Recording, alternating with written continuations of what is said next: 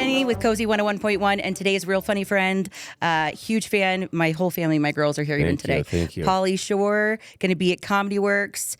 You want to make sure you get those tickets for the late shows and go and just have some laughs. I see your sign. That's a lot of pressure. That's a lot of pressure. Benji, that's a lot of pressure, and I got to be funny this early. Jenny's funny friends. I know, I was going to say, Benji over there is like, okay. He's just on his phone. Well, and it's hard because people don't understand, like, you guys are so gracious to come in and do this. Getting up early in the morning after you're working late at night, like, it's got to be hard. Well, I think it's okay. I didn't dress up for you. That's okay. I don't dress up. Right? So. This is kind of what I wore to sleep. So, but I like it. I'm I like actually the vibe. still sleeping. Okay. No, I'm just kidding. Look at your kids. They woke up at 4:30 in the morning to come to work with me so that they didn't miss you. Hi. I was like, how cute. Yo. The little one doesn't want to say what's up. Yeah, she's she's at that age. Yeah, she's like stranger danger a little bit. That's all right. All right. But yet she talked about you the whole entire time, and then she gets in the elevator and it's like, But so I was thinking about a couple of things. Thanks for having us. So he's me and all gonna my be at Comedy personalities. Works. Oh, I love it though. See, because I was like, I hope that he's weird like me. Yeah. Because you always feel like sometimes when you see people in a movie or act like, and I know that's one of your personas, but couple questions that people wrote in on.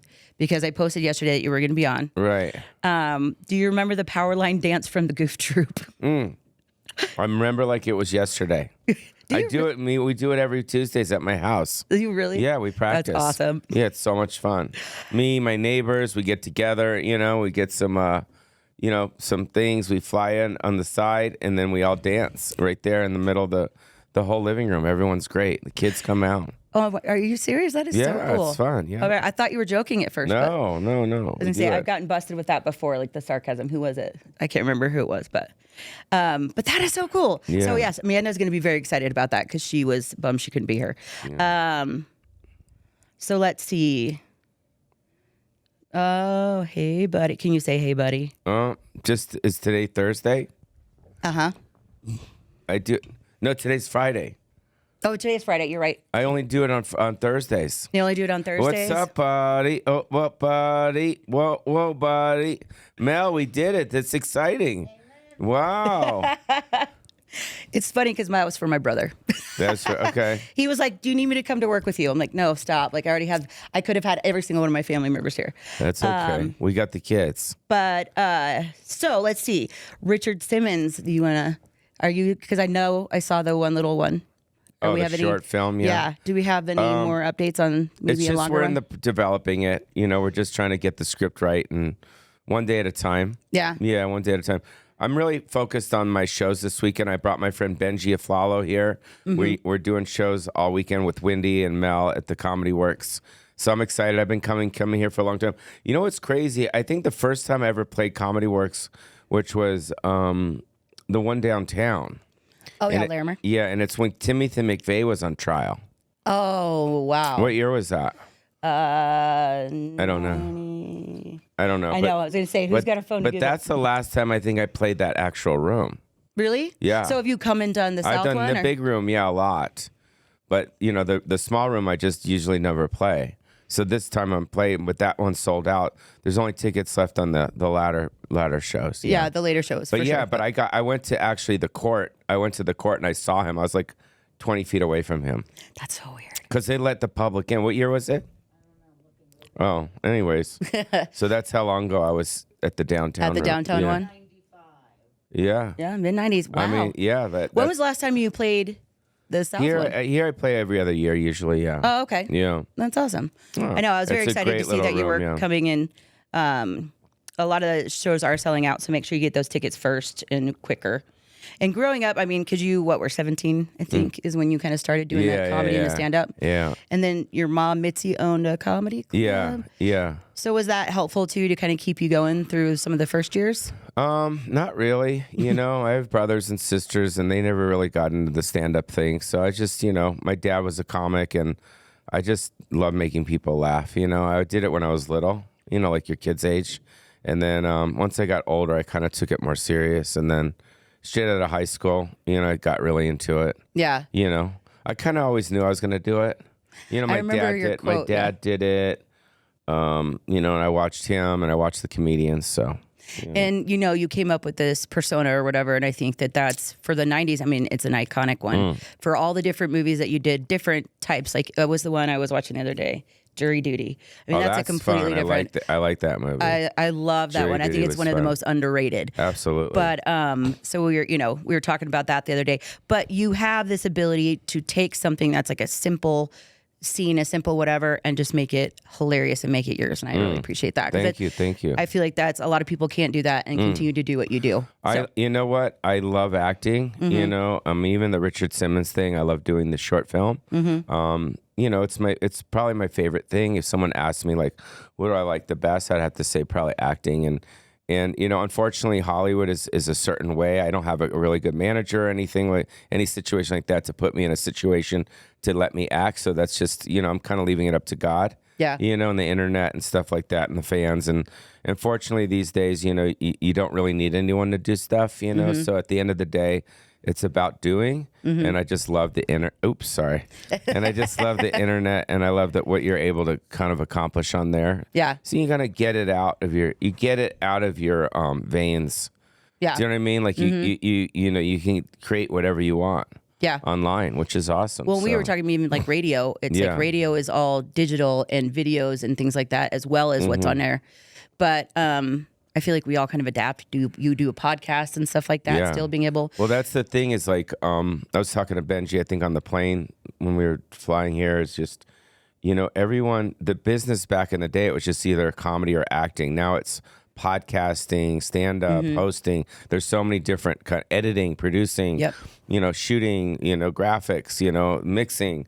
It's like you got to do everything. You got to keep up. Yep. I mean, it's just like people are like on steroids. Oh yeah, it's you have so to learn fast. everything. What? You have to learn everything. It's crazy. And then during COVID, it was one of those where like they kind of thinned out a lot of the like employees, like were, you know, because they were just trying to keep open the doors, and so I've been doing all that by myself.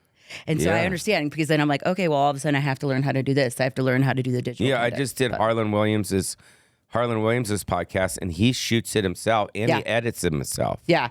Yeah, he came in. He was here when he was in town too. Yeah, but he's another guy that like really quotable. So do you have people that when you're just walking down like the store or whatever else, and then just shout out quotes from your movies? What do you think is the most that you get? Probably Wheeze in the Juice. Wheeze in the Juice. Yeah.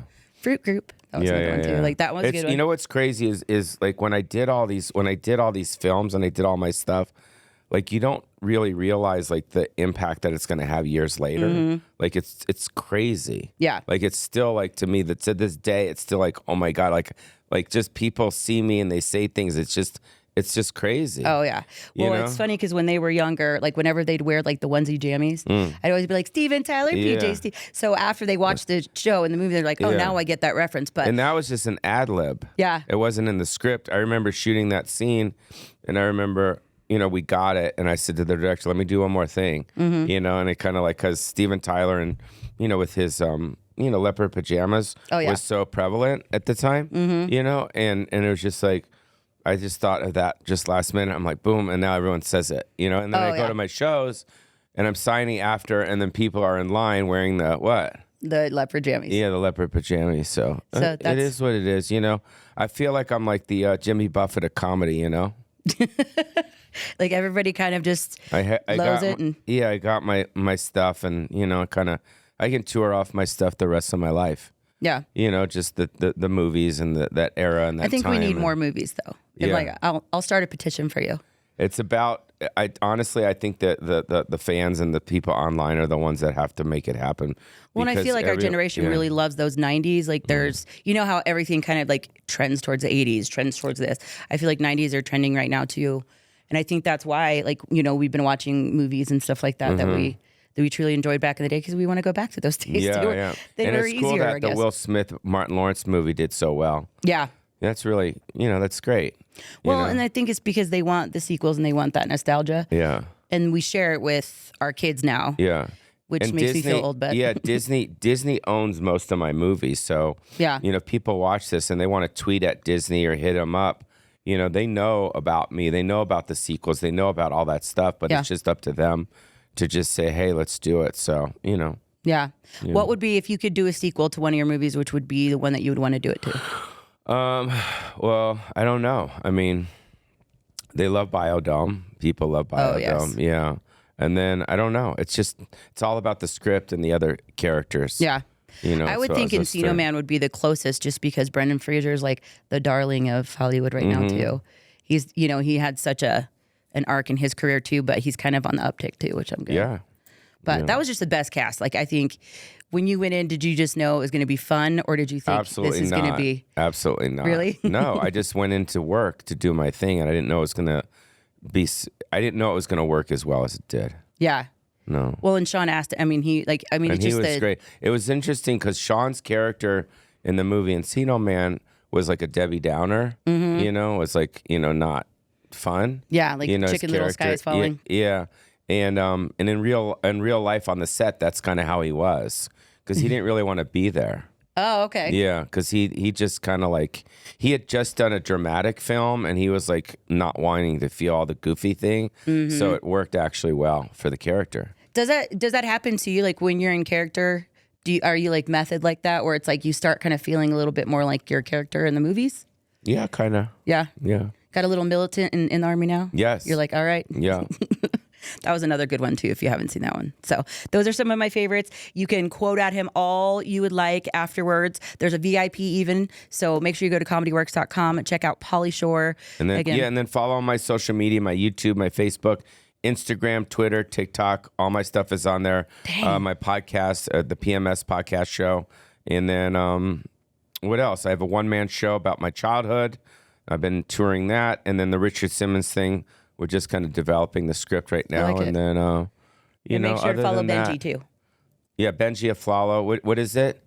That's it. Just Benji Aflalo at Aflalo Come say hi? Okay. He's like, it's too early for this. You guys are kidding me out. But make sure you check that out. I'll put all of the link to all that to you. KOSI 101.1.